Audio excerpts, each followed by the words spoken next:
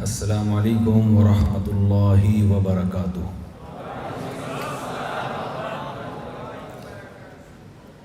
اتنی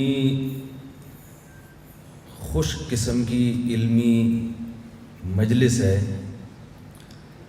15 سے 20 منٹ تو ایسی تقریر انسان خوش دلی کے ساتھ سن لیتا ہے،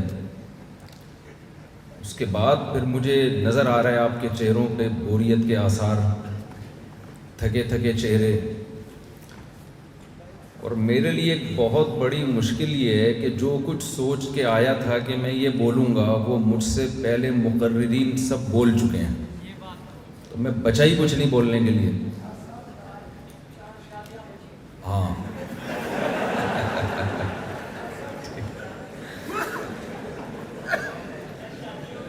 یہ جو ابھی فرما رہے تھے ڈاکٹر اسرار رحمہ اللہ تعالیٰ کے بیٹے، میرے تعارف کے وقت کے مفتی صاحب کی بڑی قربانی ہے کہ تشریف لائے ہیں، یہ واقعی بہت بڑی قربانی ہے۔ 4 سے اجازت لے کے آیا ہوں۔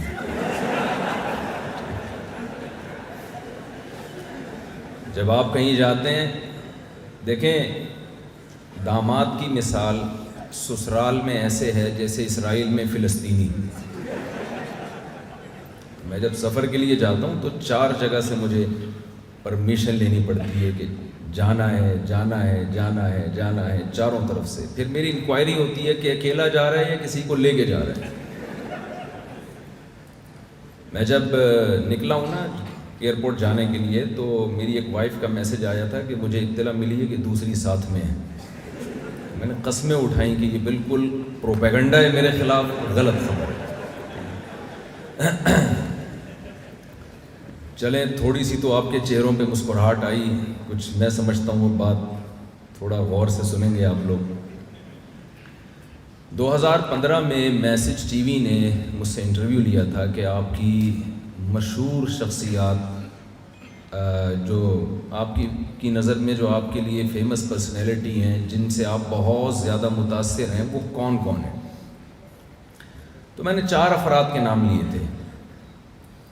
ایک حضرت مفتی تقی عثمانی صاحب جن کی علمیت، تواضع اور تقوی کا پوری دنیا میں ڈنکا بجا ہوا ہے، واعظ و نصیحت کے اعتبار سے ایک بہترین واعظ جنہوں نے لوگوں کی زندگیاں پلٹیں اپنے واعظ و نصیحت سے، ان میں حضرت مولانا طارق جمیل صاحب کا نام آتا ہے۔ غیر مسلموں میں جتنے مضبوط طریقے سے کام کیا اور دھڑا دھڑ غیر مسلموں کو اسلام میں داخل کیا، ان کی کتابوں کے ریفرنسز اس طرح سے یاد کرنا، قرآن کی آیتوں کے حوالے یاد کرنا، اس میں اللہ تعالیٰ نے ڈاکٹر ذاکر نائک کو بہت بڑی فضیلت دی ہے۔ چوتھی شخصیت قرآن کے حوالے سے، قرآن سے لوگوں کو آگاہ کرنا، قرآن کے وہ مضامین جن پہ بات چیت ہم نے چھوڑ دی تھی۔ ہمارے ہاں تو ہر شخص قرآن سے اپنے مطلب کی چیز نکال رہا ہوتا ہے، تو قرآن کے عمومی مضامین جس کو قرآن نے بہت زیادہ فوکس کیا ہے، ان مضامین کو ہائی لائٹ کرنا، اجاگر کرنا، پبلک کے سامنے لانا، اور اس انداز سے لانا جو پبلک چاہتی ہے۔ اس میں میرا خیال ہے، یہ میری ایک اجتہادی رائے ہے، کوئی اختلاف کر سکتا ہے اس سے، میرا خیال ہے کہ اللہ نے اس میں ڈاکٹر اسرار رحمہ اللہ تعالیٰ کا کوئی ثانی بر صغیر میں پیدا نہیں کیا۔ میں بھی پہلے بدگمانیوں کا شکار تھا، تنظیم اسلامی سے متعلق، انجمن خدام القرآن سے متعلق، کیونکہ ظاہر ہے جب آپ ملتے نہیں ہیں، گیدرنگ نہیں ہوتی، تو بدگمانیاں بہت پھیلائی جاتی ہیں۔ میرا بھی یہی خیال تھا جو مفتی حسین خلیل خیل صاحب جو جامعۃ الرشید کے، اچھا یہ جو میں یہاں پر آیا ہوں یا مفتی حسین خلیل خیل صاحب آئے ہیں، تو آپ یہ نہ سمجھیں یہ 2 شخصیتیں ہیں، یہ جامعۃ الرشید ہے، پورا ادارہ ہے جو اس کانفرنس میں شرکت کے لیے آیا ہے۔ تو مفتی حسین خلیل خیل صاحب نے جیسے بتایا کہ ہمارے جو دینی مدارس ہیں نا، میں یہ بات اس لیے کروں گا کہ مجھے دینی مدرسوں میں بھی بہت زیادہ سنا جاتا ہے، انہی کا آدمی ہوں میں، مدرسے سے فارغ مولوی ہوں، تو جتنی گالیاں لوگ مولویوں کو دیتے ہیں وہ سب ہم پہ ہی پڑ رہی ہوتی ہیں، مولوی ایسے، مولوی ایسے، مولوی ایسے، مولوی ایسے، تو میں لوگوں سے کہہ رہا ہوں مجھے کہہ رہی ہے ایسے۔ تو چونکہ ہمیں مولوی سنتے ہیں تو بہت سے حضرات ہمارے دینی مدارس کے جو طلبہ ہیں وہی میرے بھی مخاطب ہیں، وہ بدگمان ہیں۔ اصل میں ہوتا یہ ہے کہ جب بھی کوئی نیا اسکالر آتا ہے نا جو ایک یونیک اسٹائل سے کام کرتا ہے، تو اکثر یہ دیکھا گیا ہے کہ وہ دین کی بنیادیں کھوکھلا کرنا شروع کر دیتے ہیں، لبرلزم کی طرف سوسائٹی کو لے جاتے ہیں، اباحت پسندی کا شکار ہو جاتے ہیں، پردے کے مسائل میں، داڑھی کے مسائل میں اور سود کے مسائل میں، بجائے اس کے کہ آپ سود کے خلاف کام کریں، آپ نے سودی کو حلال کر دیا۔ آپ دیکھ لیں ایسے اسکالرز آپ کو مل جائیں گے جن کے ہاں سود وہ جی ونس اپون اے ٹائم سود حرام تھا، وہ والا سود نہیں ہے، وہ پرانا والا سود نہیں اب رہا۔ تو ڈاکٹر اسرار رحمہ اللہ تعالیٰ کے بارے میں ہمارا پاس دینی طبقہ یہ بدگمان ہے کہ وہ بھی کوئی اباحت پسندی کی طرف تھے یا کوئی لبرل یا ماڈرن اسلام لانا چاہتے تھے۔ تو میں پوری ذمہ داری کے ساتھ اپنے طلباء سے یہ بات کہنا چاہتا ہوں کہ ایسا بالکل بھی نہیں ہے۔ اور آپ نے کسی درخت کا پتہ لگانا ہو نا کہ یہ کھجور کا درخت ہے، یہ آم کا درخت ہے، یہ جی کیلے کا درخت ہے۔ اب اختلاف ہو گیا دو آدمیوں کا، ایک کہہ رہا ہے یہ آم کا درخت ہے، وہ کہہ رہا نہیں یہ پیپل کا درخت ہے۔ تو ہم کہیں گے بھائی پھل آنے دو، میں سمجھا پا رہا ہوں اپنی بات، بور تو نہیں ہو رہے آپ؟ وہ آپ کیا کہیں گے بھائی ذرا پھل آنے دو، اگر آم نکلا تو یہ آم کا درخت ہے، اس میں اگر وہ پیپل کے پھل پیدا ہوئے تو کس کا درخت ہے؟ یہ پیپل کا درخت ہے۔ اگر اس میں پپیتا نکلنا شروع ہو جائے تو کس کا درخت ہے؟ تو پپیتے کا درخت ہے۔ ڈاکٹر اسرار رحمہ اللہ تعالیٰ نے جو ٹیم تیار کی ہے، جو پھل تیار کیے ہیں، ان میں ہمیں وہ لبرلزم نظر نہیں آتا۔ شجاع الدین شیخ صاحب بیٹھے ہوئے ہیں ماشاءاللہ، اتنی بڑی داڑھی، صبح ایئرپورٹ میں میرے ساتھ تھے کراچی کے امیر، حضرت کا نام بھول گیا ہوں میں، عطاء الرحمان صاحب۔ مجھے صرف اپنے سسرالیوں کے نام پتہ ہیں، باقی اتنے زیادہ ہیں کہ اب مزید اسپیس بچی نہیں۔ میں لوگوں سے کہتا ہوں کہ میرے حوصلے کو داد دو، ہول سیل کے حساب سے سالے ہیں میرے، ہول سیل۔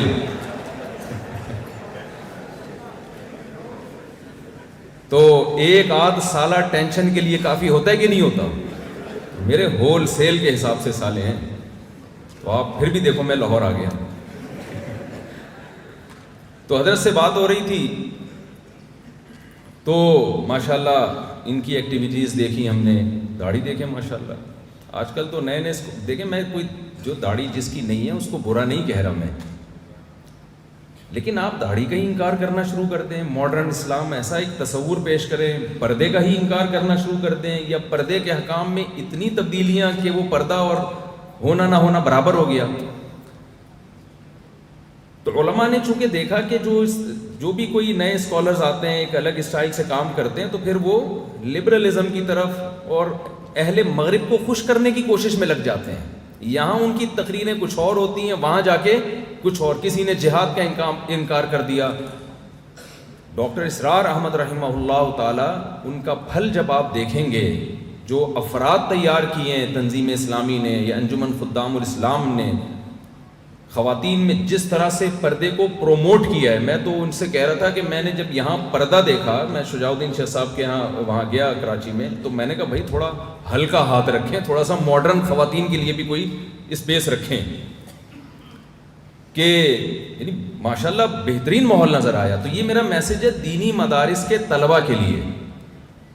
ہمارے طلبہ کو یہ بھی اشکال ہوتا ہے کہ شاید کوئی نیا فقہی مذہب نکال رہے ہیں، کوئی پانچواں یا چھٹا، کیونکہ یہ بھی ایک نئے جو اسکالرز آتے ہیں نا، لیبل یہ لگاتے ہیں کہ ہم فرقہ واریت کو ختم کر رہے ہیں، لیکن در حقیقت وہ ایک نیا فرقہ پیدا کر رہے ہوتے ہیں۔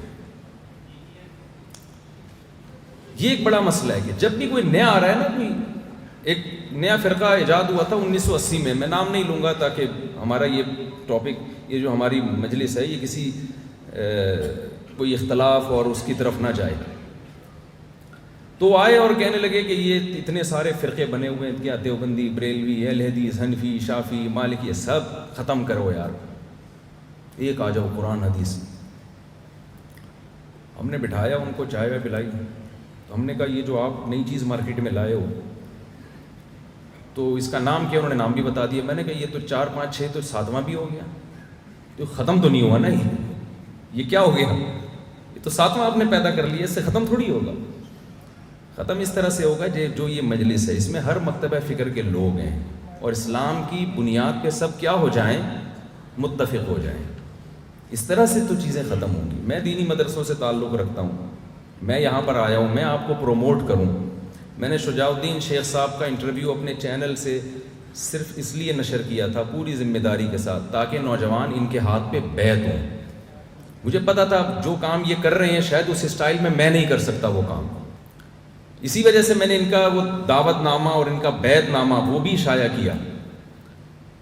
ہم ایک دوسرے کے معاون اور مددگار بنیں، نہ کہ ہم ایک دوسرے کی ٹانگیں کھینچنا شروع کر دیں. لیکن ہم اتنے براڈ مائنڈڈ بھی نہ ہو جائیں کہ سب کچھ ہی ہضم. کچھ اسلام کی کچھ بیسکس ہیں، ان پہ ہم نے کسی قیمت پہ کمپرومائز نہیں کرنا. وہ بیسکس کیا ہیں؟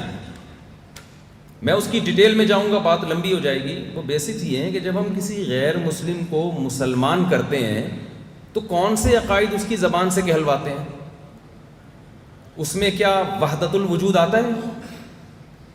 بھائی ایک ہندو آیا کسی مولوی صاحب کے ہاتھ پہ مسلمان ہونے کے لیے، میرے پاس آیا فرض کریں، میں اس سے کیا کہلواؤں گا؟ بھائی سب سے پہلے میں کہلواؤں گا، کہو بھائی میں گواہی دیتا ہوں اللہ کے سوا کوئی عبادت کے لائق نہیں ہے، میں گواہی دیتا ہوں محمد صلی اللہ علیہ وسلم اللہ کے بندے اور رسول ہیں، اور جو ضرورات دین ہیں، جنت، جہنم، فرشتے، جنات، ختم نبوت، تقدیر کا عقیدہ، یہ چند باتیں جب ہم اس کی زبان سے اگلوا لیتے ہیں تو ہم یہ سمجھتے ہیں کہ یہ اسلام میں داخل کمپلیٹ کر لیں. سینٹنس آپ ہو چکا ہے. تو اتنی چیزوں سے ہم کیوں اسلام میں داخل نہیں ہو رہے؟ ہمیں اس سے آگے جانے کی کیا ضرورت ہے؟ نہیں ہے میرے خیال سے. تو ہمارے لیے بھی اتنا کافی ہے نا. جو غیر مسلم دوسری انتہا پہ تھا اس کو اس طرف لانے کے لیے تو چند عقیدے ہیں، اور جو اندر پہلے سے موجود ہے اس کو باقی رکھنے کے لیے اس پر اتنا برڈن ڈالا ہوا ہے کہ اس کو اس پر بھی ایمان لانا ہے، اس پر بھی ایمان لانا ہے. ایک صاحب مجھے کہہ رہے ہیں کہ پنجاب میں نا حیات النبی ممات النبی کے بڑے پھڈے چلتے ہیں. ایک صاحب مجھ سے الجھ پڑے بہت زیادہ. میں نے کہا بھائی مجھے اس بحث میں نہ الجھاؤ یار، ہم سیدھے سیدھے ابھی شادیوں وادیوں کے کام باتیں کر رہے ہیں، لوگوں کو اس پہ لا رہے ہیں زنا سے. تم کیا حیات النبی ممات النبی میں الجھا دیا تم نے مجھے. کہنے لگے یہ بہت ضروری عقیدہ ہے، قبر میں اس کے بارے میں سوال ہوگا. میں نے کہا مجھے بتاؤ تمہاری بیوی کو کیا ہے پتہ ہے حیات النبی اور ممات النبی کا؟ کہہ رہے وہ بیچاری کو کیا پتا. تو میں نے کہا وہ مسلمان ہے یا نہیں ہے؟ کہ ہاں ہے، تبھی تو میرا نکاح باقی ہے. تو میں نے کہا پھر مجھے بھی نہیں پتا، مجھے بھی مسلمان سمجھ لو. مجھے بھی نہیں پتا. کچھ پھڈے جو ہے نا وہ مذہبی اسکالرس کے لیے رکھیں لڑنے کے لیے، ان کو لڑنے دیں، آپ نہ لڑیں. قبر میں مردے سنتے ہیں نہیں سنتے ہی بڑا پھٹا چلتا ہے. کل ایک صاحب آئے اور وہی بات کی کہ قبر میں مردے سنتے ہیں. میں نے کہا یار یہ مذہبی اسکالرز یا علماء کے لیے رکھو یہ مسئلہ. میں نے کہا اگر سنتے بھی ہیں تو آپ نے کیا رپورٹ پیش کرنی ہے ابا کی قبر پہ جا کے کہ یہ ہو رہا ہے یہ نہیں ہو رہا؟ کیا کرنا ہے آپ نے سننے نہ سننے سے؟ بھائی اگر سنتے ہیں فرض کر لو تو کیا کرنا کیا ہے آپ نے؟ وہاں جا کے آپ رپورٹ پیش کریں گے ابا بہو یہ کر رہی ہے آپ کی، اور اماں نے دوسری شادی کر لی مفتی صاحب کا بیان سن کے. اتنی اہم خبریں آپ ابا کو نہیں دیتے. کتنی اہم رپورٹ ہے نا. قیامت کے دن ابا پوچھیں گے ابے اتنے بڑے بڑے واقعات ہو گئے تو نے مجھے آگے بتایا نہیں. بھائی پریکٹیکل لائف میں اس کا کوئی تعلق نہیں ہے. بلکہ اگر مردے نے سن کے رپلائی کر دیا نا تو وہی ہوگا جو عبد الغفور کے ساتھ ہوا تھا. سنا دو وہ چٹکلا تھوڑا سا. میں کراچی ایئرپورٹ پہ تھا تو وہاں آفیسر مجھ سے ملنے کے لیے آئے، جو سیکیورٹی کے سب سے بڑے آفیسر تھے نا. ایسے لگ رہا تھا جیسے میرے انتظار میں ہے کہ مفتی صاحب کبھی ایئرپورٹ آئیں تو پکڑوں میں.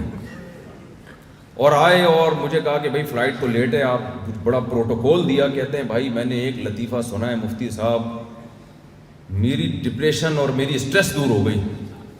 میرے لیے کڑک سی دودھ پتی منگوائی اور پھر وہ لطیفہ لگا دیا. وہ لطیفہ یہ تھا، بھائی معذرت میں تھوڑا سا موضوع سے ہٹ رہا ہوں، تھوڑا سا فریش ہو جائے نا یہ. تو وہ لطیفہ یہ لگایا کہ قاری صاحب نے چھٹی نہیں کرتے تھے. عبد الغفور نام تھا قاری صاحب کا. قبرستان سے جب گزرتے ان کا یہ عقیدہ تھا کہ مردے سنتے ہیں. بچے نے سوچا کہ سننے کا تو ہے، رپلائی کا ان کا عقیدہ نہیں ہے، اب ایسا کام کرو کہ ان کو یہ یقین آئے کہ سنتے بھی ہیں اور جواب بھی دیتے ہیں۔ تو قبرستان سے گزر رہے تھے اور کہا کہ السلام علیکم یا اہل القبور، بچہ قبر کے پیچھے چھپا ہوا، اس نے کہا وعلیکم السلام بھائی عبد الغفور، قاری صاحب بے ہوش ہو کے گر گئے۔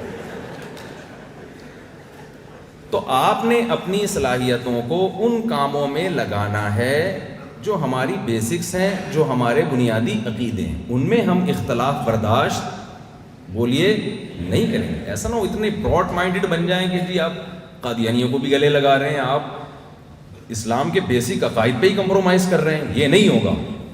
لیکن وہ مخصوص ہیں، اتنا پیچیدہ نہیں بنایا اللہ نے اسلام کو۔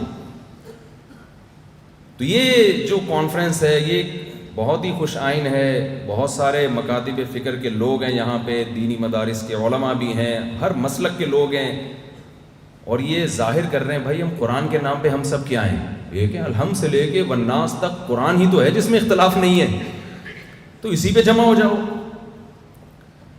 تو ڈاکٹر اسرار رحمہ اللہ تعالیٰ کو جو اللہ نے فضیلت دی چند چیزوں میں، جو قرآن کے دروس ان کے اتنے زیادہ مقبول ہوئے، نمبر 1 انہوں نے قرآن کی دعوت کو عام کرنے کے لیے اس دور میں جدید ترین ذرائع کا بھرپور استعمال کیا۔ اس سے ان کے مینٹل لیول کا پتہ چلتا ہے۔ بعض دفعہ محنت بہت ہوتی ہے، آؤٹ پٹ اس کا 0۔ اس میں ہمارے لیے یہ میسج ہے کہ ہم بھی قرآن کی دعوت کو عام کرنے کے لیے جدید ذرائع کا زیادہ نہیں بلکہ بھرپور استعمال کریں۔ بھائی محمد احمد صاحب جو مجھے ایئرپورٹ پہ لینے کے لیے گئے، میں نے ان سے کہا کہ آپ ڈاکٹر اسرار صاحب کے جو سوشل میڈیا پہ یوٹیوب کے چینل ہے یا فیس بک، اس پہ بہت زیادہ محنت کی ضرورت ہے۔ بہت سارے ایسے طریقے ہیں سبسکرائبر کو بڑھانے کے لیے، ویڈیو کو زیادہ سے زیادہ وائرل کرنے کے بہت سارے طریقے ہیں۔ شارٹ کلپ بنائیں، پوری ٹیم اس کے لیے ہونی چاہیے جس کا صبح و شام کام ہی یہی ہو۔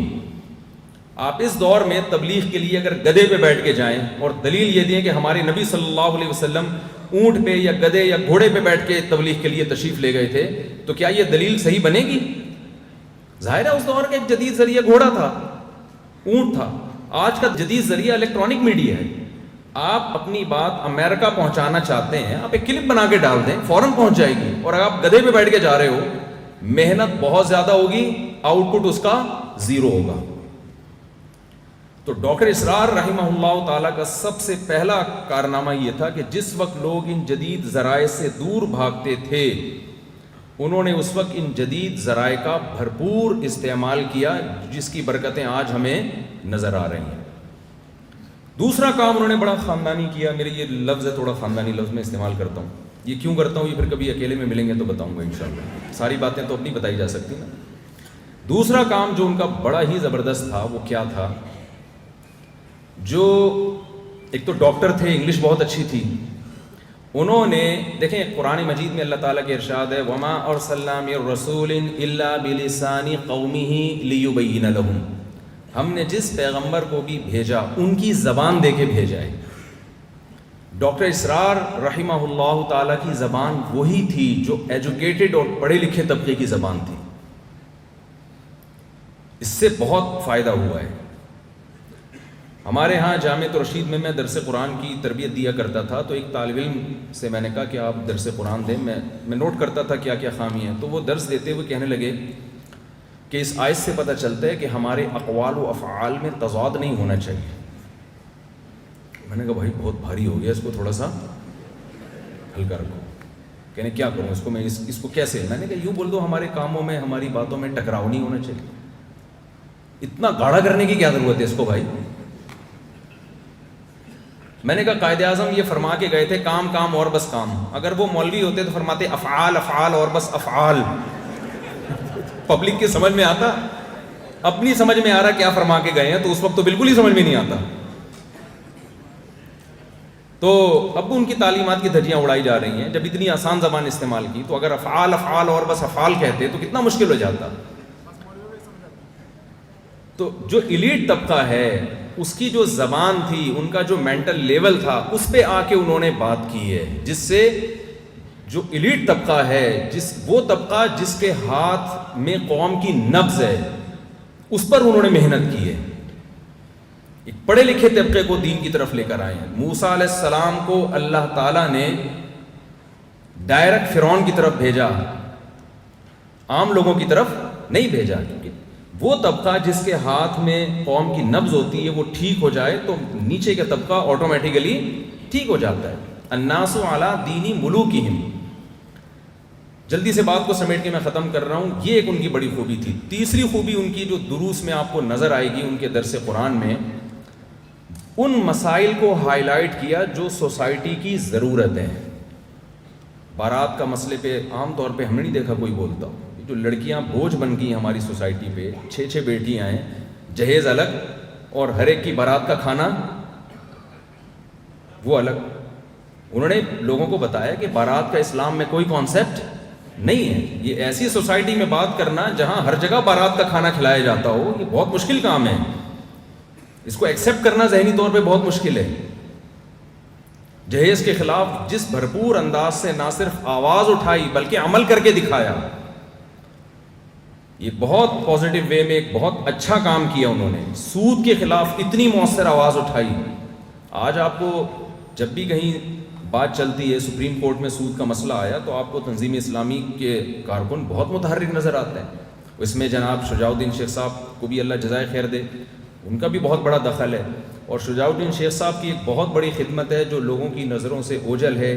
KPK میں جو قرآن مجید نصاب میں شامل ہوا اور نصاب میں جو بہت حد تک اچھی تبدیلی ہوئی, اس میں ماشاءاللہ شجاع الدین شیخ صاحب کا بہت زیادہ دخل ہے.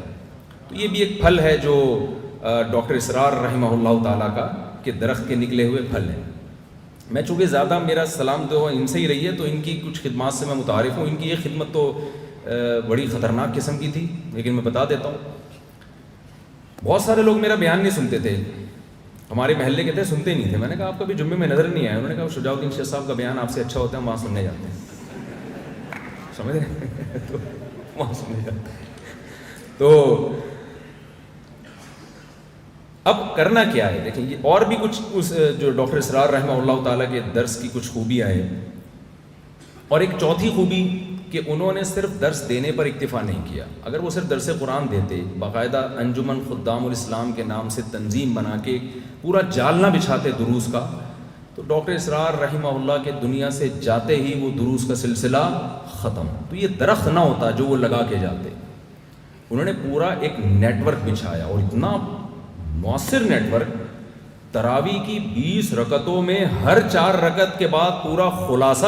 ہمارے ہاں تو تراویح کی 20 رکعتیں گزارنا لوگوں کے لیے مشکل ہوتا ہے. امام 4 رکعت کے بعد تھوڑا سانس لمبا لے لینا تو لوگوں کو ہوتا ہے پیچھے سے چلو بھائی شاباش کھڑے ہوں.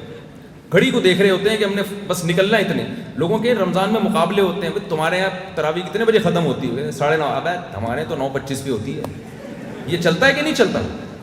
ابے اس مسجد میں تو 9:15 پہ بھائی سب فارغ. یہ مقابلے ہوتے ہیں تراویح میں. 5-5 منٹ پہ لوگ خوش ہو رہے ہوتے ہیں کہ ہمارے یہاں 25 پہ ہو رہی ہے, 9:25 پہ ختم. تو جس نماز میں لوگ اتنا بھاگنے کی فکر میں ہوں, وہاں اتنی بڑی تعداد کو, خواتین کو, مردوں کو بٹھانا اور 4 رکعت کے بعد پورا خلاصہ پیش کرنا, اور لوگوں کا اس خلاصے کو شوق سے سننا, بلکہ آنا, اور 3-3, 4-4 بجے جا کے تراویح کا ختم ہونا. یہ سننے والوں کی خوبی ہوگی یقیناً, لیکن جن لوگوں نے ان میں یہ جذبہ بھرا کہ اتنا دیر قرآن سنے وہ بیٹھ کے, میں سمجھتا ہوں وہ لوگ یقیناً قابل تعریف ہیں کہ اتنا لوگوں میں جذبہ پیدا کر دیا کہ قرآن سننے کے لیے اتنا ٹائم نکال کے آ رہے ہیں. 2017 میں بہت زیادہ لوگ میرے پاس آیا کرتے تھے. ہمارے قریب میں تنظیم اسلامی والوں کے یہاں تراویح ہوتی تھی, اس میں خواتین کی بھی بڑی تعداد ہوتی تھی. کچھ لوگوں نے مجھے کہا مفتی صاحب فتویٰ دو کہ خواتین کا گھر سے نکلنا حرام ہے, ناجائز ہے, چاہے وہ تراویح کے لیے آ رہی ہوں.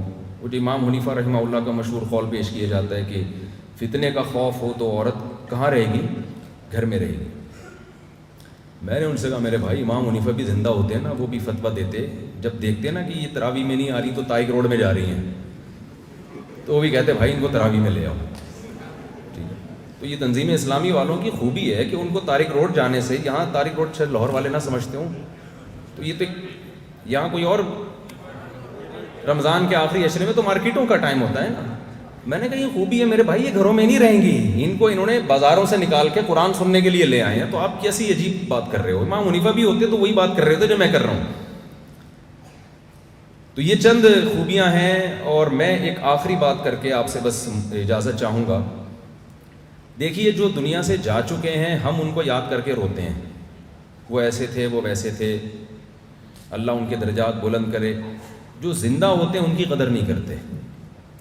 ڈاکٹر اسرار رحمہ اللہ تعالیٰ نے جو درخت لگایا، وہ درخت الحمدللہ انجمن خدام الاسلام اور تنظیم اسلامی کی شکل میں آج بھی موجود ہے، وہ تھوڑی ختم ہوا ہے۔